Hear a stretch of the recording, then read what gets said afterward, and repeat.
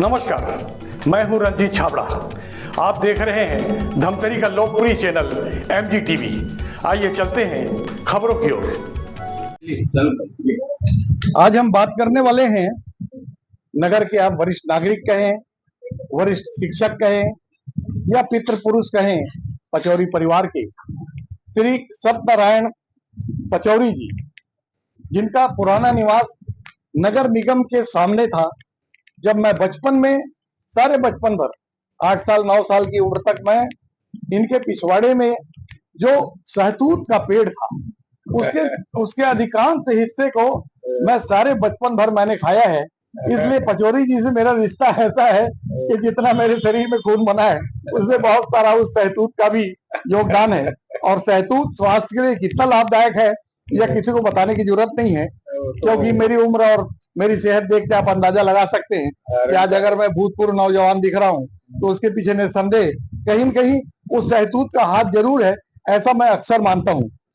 आज पचौरी सर का 83 वर्ष हो गए हैं जन्मदिन। आज उनका हम लोगों ने बड़े आस्था श्रद्धा के साथ मनाया। हमारे गुरुदेव हैं और 2004 में गर्ल्स हायर सेकेंडरी स्कूल से वे सम्मान विदा हुए थे और उन्होंने वहां 16 साल अपनी सेवाएं दी थी। मैं सोचता हूं कि पूरे शहर में शायद कोई घर बचा हो जहां की लड़की वह स्कूल में न पढ़ी हो या पचौरी जी से शिक्षा न ली हो। सिर्फ पचौरी जी इतने लोकप्रिय हैं कि नगरीय क्षेत्र में अगर ये चुनाव लड़ जाए तो हर घर वाले इनको वोट देने भी बाध्य हो जाएंगे। ऐसा मैं महसूस करता हूं। इनकी लोकप्रियता का अंदाजा लगा सकते हैं। तो आज हम जानना चाहेंगे, क्योंकि पचौरी जी एक युग के साक्षी हैं। इस धमतरी को जब मकई वन में खपरेल झोपड़े हुआ करते थे, उस जमाने की तस्वीर भी इनके दिल दिमाग में है और ये बताएंगे कि धमतरी कल क्या था और आज क्या है। तरक्की के अगर पैमाने पे हम बात करें तो हम पचौरी जी से पूछना चाहेंगे कि कर और आज में धमतरी के विकास को कैसा देखते हैं। अब ये विकास तो इस प्रकार से है कि हम अपना जो बचपन था उसको याद करके बता सकते हैं कि इस समय जो गोलाबेड़ी का कारखाना है उसके आगे जो बड़ी बड़ी नई बिल्डिंगें बन गई हैं, वहां पर हर्रा गोडाउन था। चारों तरफ बरामदे थे, उसमें सिल लोढ़े में और महिलाएं जो है हर्रा फोड़ा करती थी और सामने मैदान था। उसमें उस मैदान में टूरिंग टाकीज लगती थी जिसमें नीचे रेती बिछा दी जाती थी और उसमें एक आने में बैठते थे। वो एक आना बहुत था उस समय। उसके बाद में बेंच, उसके बाद में कुर्सी और हर रील के बाद में बदलना पड़ता था। ऐसा था। वो ही धमतरी शहर का उत्तर दिशा का आखिरी कहलाता था। उसके बाद में सराय स्कूल बन गया। तो सराय स्कूल पहले सराय थी, माने नगर पालिका के द्वारा बनाई गई। फिर वो स्टेशन के सामने एक दूसरा वो डागा की धर्मशाला बन गई, तो ये बेकार हो गया। तो यहाँ पर सराय स्कूल बन गया। तो सराय स्कूल में हमारे पिताजी भी पढ़ाए और हमने भी पढ़ाया। वहां पर 3 स्कूल बन गए। फिर साला नंबर 2, साला नंबर 4 सिंधी स्कूल, ऐसा सब। और यहाँ जो नामजद एक प्रेसिडेंट हुए थे, शायद मेरे ख्याल ढांड साहब, क्या तो नाम है उनका पूरा, हाँ, के कृष्ण कुमार ढांड। इन्होंने उस सराय को नष्ट करा दिया और वहां पर बाजार बन गया। ऐसा उस जमाने में बचपन में कबड्डी का बड़ा शौक था लोगों को। धमतरी के हर मोहल्ले में, हम जब पढ़ते थे उस समय, तीसरी चौथी की बात है, चौथी में बोर्ड परीक्षा होती थी। उसके पहले धमतरी में 16 वार्ड थे केवल। 16 वार्ड में बच्चों की 16 टीम मैंने बनाई थी और उसका हर दशहरे के समय में कंपटीशन होता था। तो 3 साल तक वो बाद में चलती रही। हमारे तो टांग टूट गई थी, तो हम बिस्तर में हो गए। लेकिन वो पंजाब राव वगैरह जो थे और वो गोपाल गुप्ता वगैरह, इन लोग चलाते रहे। माने यहाँ की कबड्डी टीम जो है उस समय मध्य प्रदेश में नामी टीम थी। बहुत अच्छे अच्छे खिलाड़ी, हमारे भाई साहब भी योगदान देते थे। हाँ, उसमें जयमल सिंह जो है वो बहुत ही, माने उनसे लोग डरते थे। उनके, हमारे कबड्डी करने के लिए जब सर्विस में जाता था तो मैदान पीछे खाली हो जाता था और पीछे की तरफ निकल जाते थे लड़के, उसी में आउट हो जाते थे, ऐसा था। ये और ये कचहरी चौक जो है वो कहते हैं कि बहुत बड़ा किला था और चूने की एक बैलगाड़ी भी चलती थी जहां आज कांग्रेस भवन है, ऐसा कुछ याद है? हाँ, वो तो है ना। क्या है, नगर पालिका की बिल्डिंग जो है अभी, ये तो सामने में उसका जो है वो वी शेप में ऐसा आकार बना हुआ, ऊपर गोला बना हुआ, उसके सड़क सामने, सड़क के आगे एक जय जय स्तंभ उसका, माने झंडा फहराने वाला वो बना था। क्या स्तंभ बोलते हैं उसको? जय स्तंभ, नहीं, जय स्तंभ नहीं बोलते उसको। हाँ, शिलालेख वगैरह कुछ है? नहीं, चबूतरा बना था गोला। चबूतरा, हाँ, उसके ऊपर में झंडा लगाया जाता था और उसके 2 फुट आगे तक माने जमीन थी और उसके बाद में खाई थी, और खाई जो 2 फुट आगे बताया ना, वहां पर दीवार थी किले की, वो किले की दीवार थी। और ये किले की दीवार जो है खाई के चारों तरफ, माने एक खाई और हमसगरी में और नाचन से पानी आता था, तो इस तरह से वो पूरा माने खाई जो है नगर पालिका के सामने भी थी और इतवारी बाजार के पीछे में जो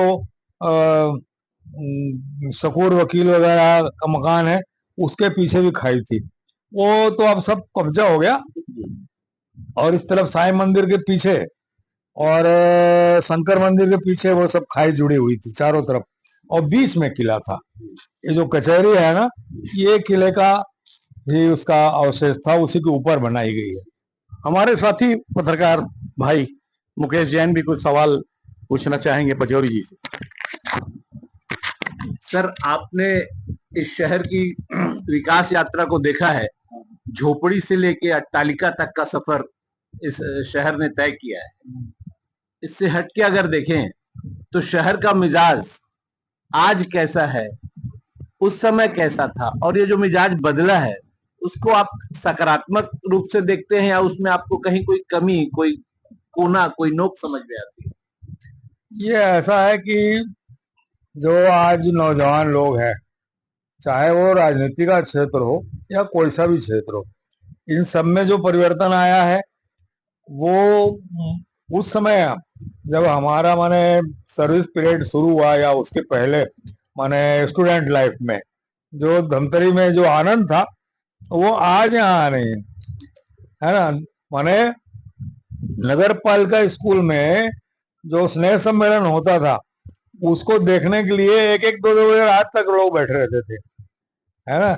और बाद में नूतन स्कूल शुरू हुआ, तो नूतन स्कूल में कि हम पहले माने स्टूडेंट हैं मैट्रिक के, उस समय हम 9th क्लास में जब थे तो 9th क्लास और 10th क्लास 2 साल वहां पर मैं स्टूडेंट यूनियन का प्रेसिडेंट रहा। तो दूसरे साल में ही स्नेह सम्मेलन पहला कराया था उसमें। तो यहाँ पर इतना बहुत अच्छे अच्छे टीचर रायपुर से सब आए हुए थे और भारी कलाकार थे वो लोग, और उन लोगों ने जो आयोजन किया था वो आज तक याद है। हमारे यहाँ जो मंत्री जी हुए कृपाराम साहू करके, है ना, कृपाराम साहू उस समय पंडाल लगाने का, बिजली लगाने का काम करते थे, है ना। हम प्रेसिडेंट से हमसे बोलने आए वो कि बाबू हमको यहाँ का काम दिला देना। हाँ, तो मैं बोला प्रिंसिपल साहब से बात करना पड़ेगा भाई, मैं अकेला कहाँ 9th क्लास वाला करूंगा। नहीं, वो बोले कि आपसे बात कर लो, तो इसलिए आया हूँ। बोले हाँ, मैंने कहा ठीक, लगा देना। बाद में तो वो मंत्री हो गए, है ना। और उस समय हम गर्ल्स हायर सेकेंडरी में थे, वहां पर एक प्रिंसिपल साहब थे, उनसे कोई भी खुश नहीं था, लेकिन वो क्या करते थे, जो इस पर राजनीतिक पद में रहते थे ना, उनका सीधे जाके पैर पड़ लेते थे। बड़ा माने ऑकवर्ड पोजीशन हो जाती थी लोगों की कि इतना बड़ा प्रिंसिपल पैर पड़ रहा है बाकी लोग क्या करेंगे, ऐसा था। तो खैर, मैं ये बोला जो झोपड़ी वाला आपने प्रश्न किया, उसमें ऐसा था कि जो मैंने मैं प्रभात टाकीज का बताया ना, उसके पहले केवल 2 अट्टालिकाएं थी। एक अभी भी है, मैंने वो अंडूलाल सुप्रसाद की और चौथमल सेठ की, ये 2 ही पहली अट्टालिकाएं बनी। उसके आगे पीछे सब खपरेल थे पूरे। और सराय स्कूल जो बताया उसके सामने नाली के ऊपर में ये जो सिंधी भाई लोग आए थे सन 50 में, इन लोगों के ठेले लगे हुए थे, सब टीन के ठोके हुए। वो टीन जो है वो कटनी से चूना आता था, उसका टीन खाली निकलता था, उसको सीधा करके ठोक के बनाते थे। ऐसा माने बिल्कुल बेकार टाइप का। लेकिन आज देखिए वहां पर शीश महल बन गया है ना। और कितना बड़ा बाजार है वो आज। खैर ये तो ऑल इंडिया में है। अब ये तो खैर आगे जमाने का चलन है, जमाना आगे बढ़ रहा है और आगे उसके साथ में आगे वहाँ जो चलेंगे आगे तो जैसे जिसको आज घड़ी चौक बोलते हैं, उसके आगे जो निर्माण कार्य हो गए वहां पर सब तेली लोगों के तेल पेरने के यंत्र लगे जिसको कोल्हू बोलते हैं। उसको बैल चलाता था और बीच में भारी लंबा खंबा रहता था, उसके ओखली टाइप की रहती थी और मसाल लेकर के वो बोलते हैं ना मसालची के वाला तेली का तेल दे रहे हैं, साथी का तेल दे वो उसी समय याद आ जाता है फौरन। और इस तरह के दो कोल्हू चमेली चौक में भी थे। हाँ, दो दो थे वहां पर। जो आज वो गुप्ता जी का जो मकान हो तो खत्म हो गया गुप्ता जी, है ना, लेकिन वहां पर एक था और एक और था बड़ी मस्जिद के पास में। ऐसे दो कोल्हू चलते थे। ये आपकी मेज पर मैं कुछ होम्योपैथी की दवाइयां देख रहा हूँ, तो क्या आपकी रुचि कब से, और ये क्या प्रैक्टिस भी करते हैं कुछ? हाँ प्रैक्टिस मैंने ऐसे ही करते हैं फ्री फंड वाली, है ना। तो जो जिनको मालूम है वो बुला लेते हैं, या हम अपने मित्रों के यहाँ ऐसे ही जबरन चले जाते हैं, है ना। और वार्ड में जो लोग हैं छोटे मोटे बीमारी होती है वो आ जाते हैं उन लोगों को। और उसमें हमने बहुत से चमत्कार किए हैं होम्योपैथी में। और यहाँ पर एक प्रसिद्ध श्रीवास्तव सर थे, क्या नाम था उनका, गौरी शंकर जी श्रीवास्तव। वो एक बार बीमार पड़ गए थे, तो हमारे एक मित्र थे राम राम बिहारी अग्रवाल, राम बिहारी असाटी, राज बिहारी ऐसा नहीं राम बिहारी थे, राम बिहारी असाटी, जो रावत डॉक्टर के सामने मेडिकल स्टोर था उनका। हाँ, तो सिंचाई विभाग से रिटायर होते हैं, वो भी होम्योपैथी में इंटरेस्ट रखते थे। तो उनका नया नया था, रिटायर होने के बाद में क्या, हम तो 40-50 साल से कर रहे हैं। हमने अपने पिताजी के साथ काम किया था इस मामले में, तो उनका अनुभव हमारा अनुभव सब। तो श्रीवास्तव सर जब बीमार पड़े तो हम लोग देखने के लिए गए। तो जैन साहब के कमरे में रहते थे वो, तो जैन साहब का लड़का जो है वो भी डॉक्टर हो गया। तो उनका पीठ ठोक रहा था वो। मैं बोला तो क्या करता है, इतने बुजुर्ग आदमी एकदम कमजोर दिख रहे हैं, पीठ ठोकता है। बोले निकालेंगे कब, तभी तो बनेगा, रात भर तो हम लोग मशीन से निकाले बोले। तो मैं बोला ठीक है भाई, जैसा करना है करो। फिर उसकी माँ को बुलाया, यानी डॉक्टर जैन साहब की पत्नी, उनको बोला भाभी जी आप बोलिए तो मैं इनको दवाई देता हूँ, 2 दिन में ठीक हो जाएंगे। दीजिए बोले, मैं चुपचाप खिला दूंगा बोले। तो मैंने कहा मैं इसीलिए आपको बोला, मैंने कहा तो डॉक्टर जैन के स्वभाव मेरे को मालूम है, नाराज हो जाएंगे भाई। तो उन्होंने उनको दवाई दिया, वो 3 दिन में उनका वो सब कफ वफ सब क्लियर हो गया।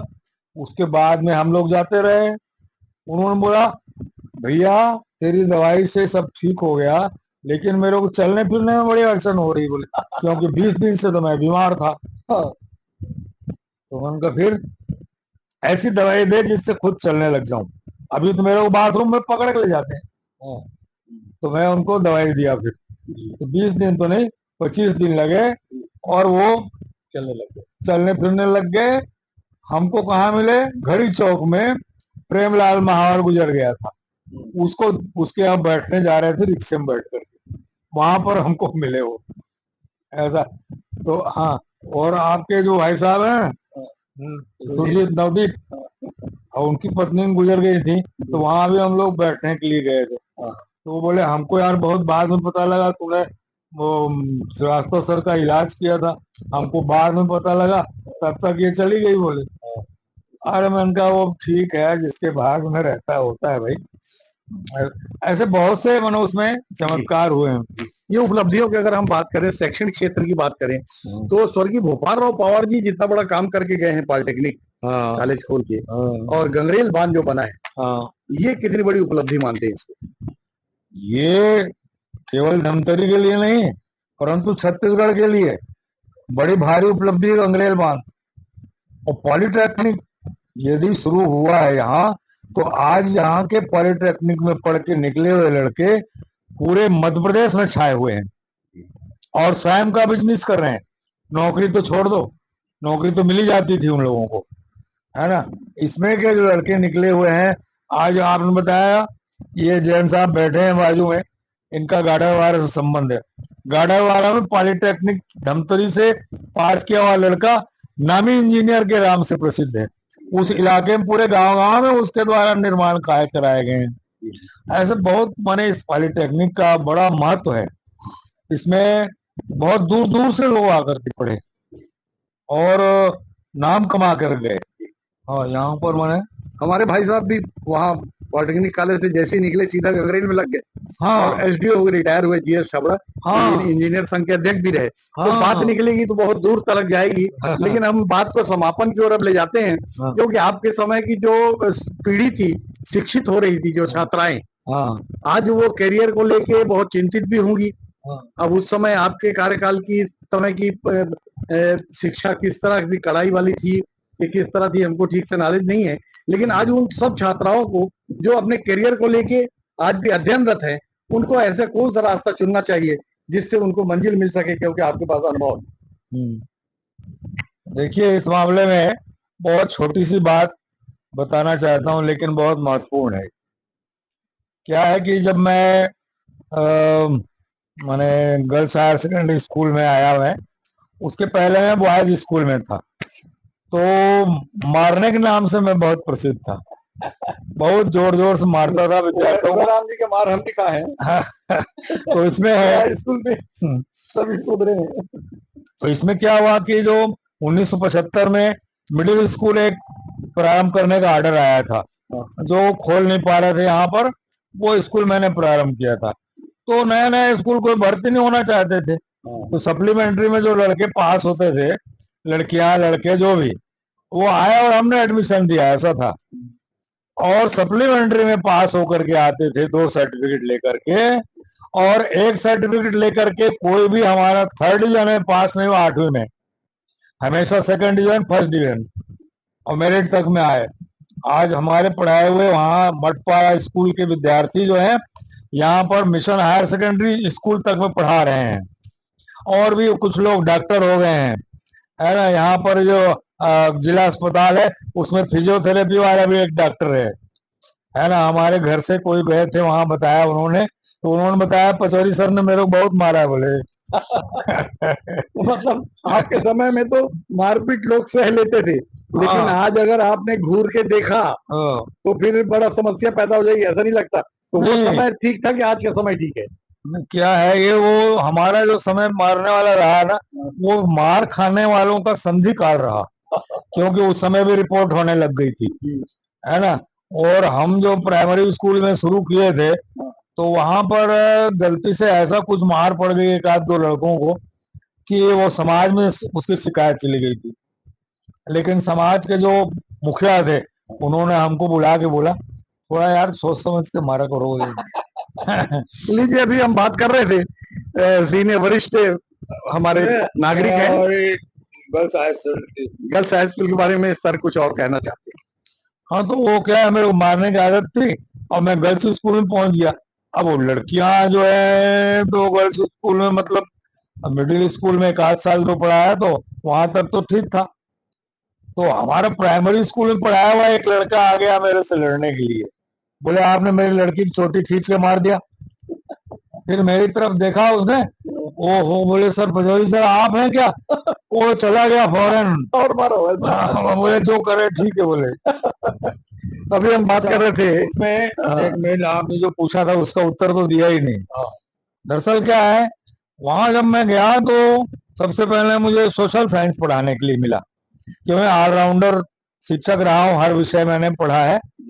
तो उसमें सोशल साइंस पढ़ाया, तो उसमें हमारे पढ़ाने के पहले उस कक्षा का, जिसको मैं 3 कक्षाएं पढ़ाता था, तीनों का रिजल्ट जो है 50-55% आता था।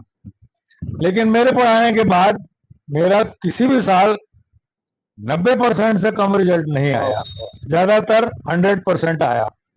उसका एक मुख्य कारण था कि मैं दिवाली आते तक सोशल साइंस में भी कठिन शब्दों की मायने पढ़ाता था सिर्फ।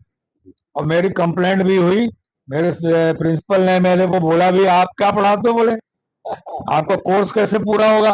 मैंने कहा आप इत्मीनान रखिए, रिजल्ट रिजल्ट देखना आप, है ना। उसके बाद तो मुझे डेली डायरी भी नहीं पूछा उन्होंने कभी, ऐसा रहा। जी, अभी हम बात कर रहे थे सीनियर वरिष्ठ नागरिक और शिक्षक जिन्होंने ज्ञान का प्रकाश दिया, और आज इनके हाथों से हजारों लाखों बच्चे पढ़ के अपना करियर तलाश रहे हैं। श्री सत्यनारायण जी पचौरी हमारे वरिष्ठ हैं, आज इनका जन्मदिन है, और मैं पुनः एक बार फिर आपको शतायु होने की बहुत बहुत बधाई देता हूँ। बहुत बहुत धन्यवाद।